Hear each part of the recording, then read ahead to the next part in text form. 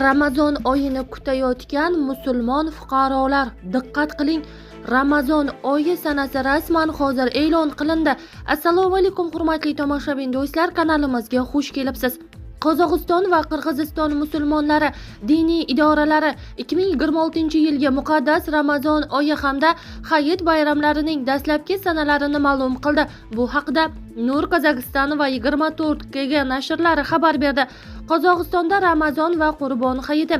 Qozog'iston musulmonlari diniy boshqarmasining tasdiqlashicha, 2026-yilda muqaddas Ramazon oyining birinchi kuni 19 fevral sanasiga to'g'ri keladi. Laylatul Qadr kechasi esa 16-martdan 17-martga o'tar kechasi bo'lib o'tadi. Ro'za hayiti 20-mart kuni nishonlanadi. Qurbon hayiti esa 27-maydan 29-maygacha davom etadi.